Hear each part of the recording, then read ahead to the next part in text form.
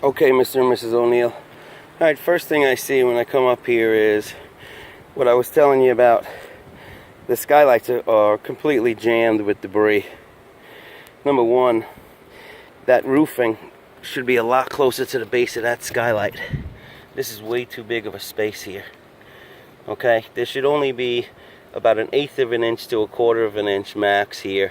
And this way it lets all the water in and keeps it inside the channel and not so much the debris. But look at that debris in there. I mean, it's completely clogged inside that channel. So all that water's hitting that and jumping the channel and then staying on top of the felt paper that's underneath here. And that's the only thing that's protecting you when that happens. This one, you aren't so lucky because that there is all rotted now. Well, that plywood is rotted right there. Alright, that's from one, all the debris jump in the channel right there, and two, because of the fact that they fastened the front of that flashing down with those 2 nails right there, and they probably didn't put a vapor barrier underneath there, and the water, the ice and snow, everything is backing up. The other thing that could be happening is that you have the cathedral ceiling in this section. Remember I was telling you about the insulation and the baffles and all? If they didn't put the baffles in there and it can't breathe, that's going to be the worst section because you got it coming from here to the base of the skylight, and there's a piece of framing in here, so there's no way air is going to get in there. If the insulation is packed up against that wood, it's going to rot it. Now, you have 3/4 inch by 5 tongue and groove surface on this house. It should take, you know, an amazing amount of moisture. And here's a nail popping right through the shingle right there. That's going to cause a leak, but not a real bad one in that spot. This skylight here, yeah, this is a real oldie. That's a real oldie. That one looks like an old Wasco skylight. This had flat flashing on it, didn't even have a gutter around it. So as soon as debris gets caught in there, boy, does it run wild underneath it. And you got rotted plywood underneath this too. You know, your wood is rotting here underneath there.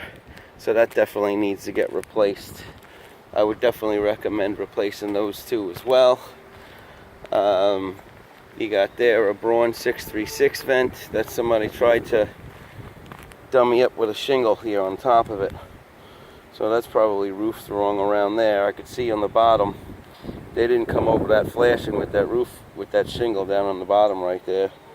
This one, this piece should be over the flashing like that one is, and this one's under it. So you can see the end of the flashing. That's no good also.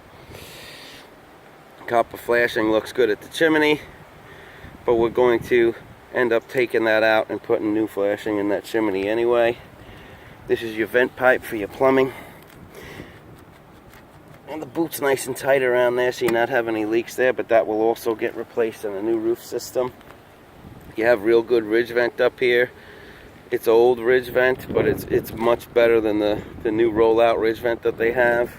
So I'm going to put Snow Country ridge vent on it, which is going to breathe even better than that. You got a little bit of a dip in the rafter right here. I don't know why this happened. It looks like maybe they must have extended this at one point and they just did bad measuring, or you have a bad sag, because it's not so bad at the peak and she gets worse here. So you might even have a broken or a cracked rafter here that we'll take a look at later also. I want to take a look at this wall here where you had the other problem. Got a piece of rotten fascia board right there we got to replace also. We come around this dormer where you're having this leak problem. And you got a lot of debris caught inside there and all underneath. But this is where you're having your leak down the wall. And it's probably because this flashing wasn't wrapped right underneath. See, that's the end of the apron flashing there. That apron flashing should be all the way out to here. Then you cut the top that goes up this wall and you fold it down, come over here with the step flashing now on each one of these shingles. There's a piece of step flashing there, that's what that is. But it should be on top of this apron flashing. So you definitely probably got a little hole down in there. So you do. I can see from here. That's where the water's getting in right there. That's exactly what I was telling you inside when they don't bend it right. In fact, he bent it, but he bent it behind the apron flashing, which is backwards. It's got to be the other way. Everything else doesn't look horrible. I mean, it's crooked, it's laid crooked. It's an old shingle, but it was a good shingle. So, let's see what it's going to cost to fix all this stuff.